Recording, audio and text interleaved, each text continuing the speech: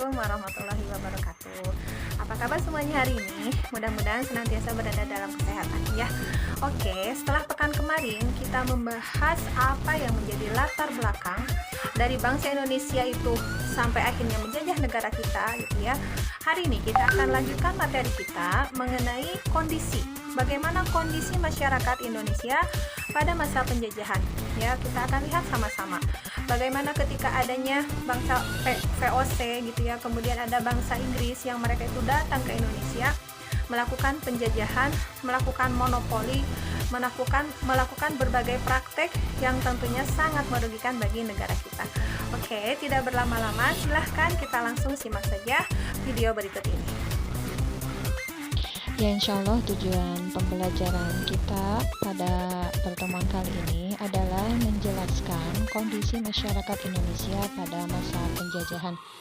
Kita akan sama-sama lihat seperti apa sih kondisi dari masyarakat Indonesia itu ketika terjadinya kolonialisme dan juga imperialisme Barat yang dilakukan di negara kita Indonesia.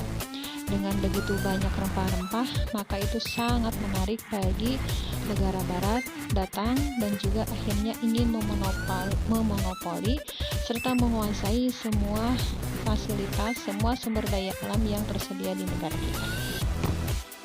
Ya, di dalam salah satu ayat Al-Quran, surat Ar-Ra'd ayat ke-11, Allah berfirman bahwa sesungguhnya Allah tidak akan mengubah keadaan suatu kaum kecuali bila mereka sendiri mengubah keadaannya. Sehingga hal ini menjadi salah satu alasan bagi para pejuang yang ada saat itu untuk meraih kemerdekaan dari para kolonialisme yang dilakukan di negara kita.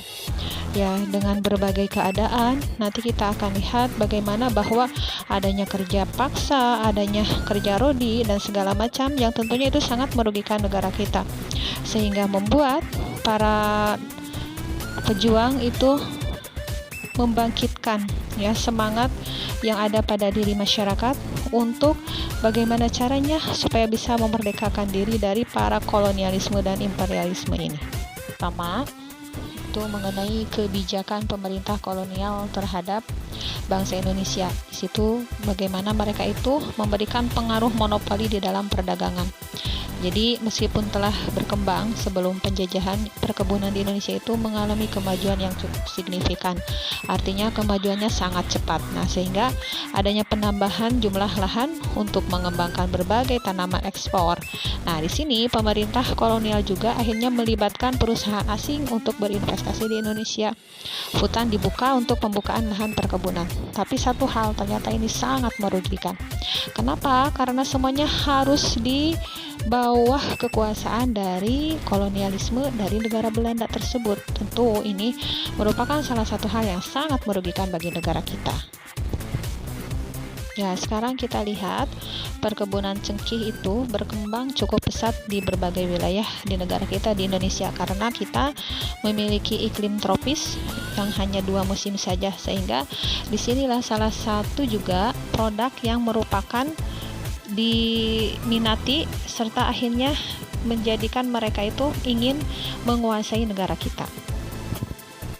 Pada awalnya POC ini meminta keistimewaan hak dagang ya, tetapi lama-kelamaan ternyata mereka menginginkan memonopoli. Artinya monopoli itu adalah penguasaan pasar yang dilakukan oleh satu atau sedikit perusahaan, dan beberapa hak VOC yang mereka inginkan diantaranya adalah hak untuk mencetak uang, hak memiliki angkatan perang, hak memerintah daerah yang diduduki, kemudian hak melakukan perjanjian dengan raja-raja, serta hak memonopoli perdagangan rempah-rempah. Nah, tentu hal ini sangat merugikan. Ya, asalnya kita bisa menjual ke negara manapun dengan bebas, ke siapapun juga. Nah, tapi dengan adanya hak monopoli ini tentu sangat membatasi ruang gerak kita. Ya, sehingga kita hanya bisa menjual dari hasil rempah-rempah itu harus kepada VOC saja atau ke negara Belanda saja. Ya, yang kedua itu adalah pengaruh dari kebijakan kerja paksa. Nah, kalau kita mendengar istilah kerja paksa, berarti di sini ada ketidakrelaan. Ya, kenapa? Karena memang mereka itu secara dipaksa untuk melakukan sebuah pekerjaan, sedangkan imbal baliknya itu sama sekali tidak sesuai dengan yang kita harapkan. Nah, di sini mereka melakukannya dengan sangat terpaksa, sehingga tidak jarang ketika mereka melakukan sebuah kesalahan, itu mereka akan segera mendapat hukuman. Nah, hukuman ini tentu sangat menyakitkan, ya, menyakitkan dalam arti sudah capek berlelah-lelah, tetapi yang didapatkan hanyalah hukuman saja, tidak ada bayaran sama sekali. Yang ketiga itu adalah pengaruh sistem sewa tanah ini. Kenapa? Di sistem sewa tanah di sini tentu sangat merugikan karena apa? Yang pertama, di situ petani padahal dia yang memiliki tetapi dia harus menyewanya. Kemudian harga sewa itu tergantung kondisi tanah masing-masing. Pembayaran pun harus dilakukan dengan uang tunai. Sedang bagi yang tidak memiliki tanah akan dikenakan pajak. Nah, tentu di sini sangat merugikan bagi negara kita. Bagi rakyat Indonesia terutama, ya, bagaimana dengan sewa tanah ini tetap memberatkan walaupun lebih ringan dibandingkan dengan tanam paksa, tetapi ternyata sewa tanah itu tetap memberatkan, ya, dimana menggambarkan seakan rakyat itu kita tidak memiliki tanah, padahal jelas tanah itu adalah milik rakyat kita, milik dari negara kita. Kemudian hasil sewa tanah juga itu tidak digunakan untuk kemakmuran, tetapi ya digunakan untuk kepentingan penjajah, untuk kepentingan mereka sendiri di dalam mengembangkan kolonialisme. Yang terakhir itu tentang pengaruh dari sistem tanam paksa, di mana di dalam sistem ini ketentuannya sangat merugikan dan memberatkan masyarakat Indonesia, apalagi di mana pelaksanaannya itu penuh dengan penyelewengan, sehingga semakin menambah penderitaan rakyat Indonesia.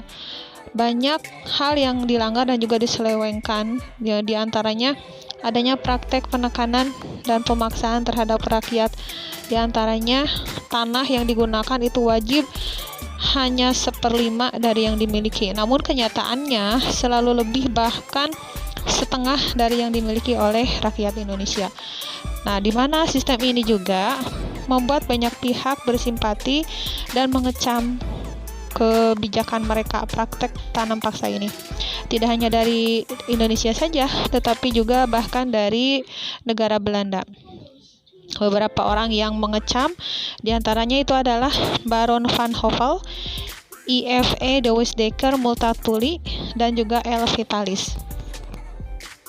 Ya, penderitaan rakyat Indonesia akibat dari kebijakan tanam paksa dapat dilihat dari jumlah angka kematian rakyat Indonesia yang tinggi akibat dari kelaparan dan juga penyakit kekurangan gizi, di mana tahun 1848 sampai 1850 karena paceklik hampir 9/10 penduduk Grobogan, Jawa Tengah mati kelaparan. Nah, dari jumlah penduduk yang semula 89.000 yang dapat bertahan hanya 9.000 orang saja. Begitu juga dengan penduduk Demak yang semula berjumlah 336.000, pada waktu tersebut hanya tersisa 120.000 orang saja. Ini menunjukkan betapa mengerikannya masa penjajahan saat itu. Tentu saja tingginya kematian tersebut bukan semata-mata disebabkan sistem tanam paksa. Ya, baik, tadi sudah kita lihat, kita saksikan bagaimana kondisi masyarakat kita pada masa penjajahan. Mereka itu sangat menderita, mereka mulai dari kemiskinan, kelaparan, gitu ya. Dengan adanya sistem monopoli yang mengharuskan kita menjual rempah-rempah kita itu untuk hanya satu negara saja. Kemudian diberlakukannya sistem tanam paksa yang jelas-jelas pada kita yang memilikinya, tapi kita juga yang harus membayar. Kita bahkan harus memberikan upeti bagi negara yang menjajah kita pada saat itu. Oke, nanti kita akan lanjutkan lagi materi kita yang selanjutnya. Itu saja untuk hari ini, dicukupkan sampai di sini. Assalamualaikum warahmatullahi wabarakatuh.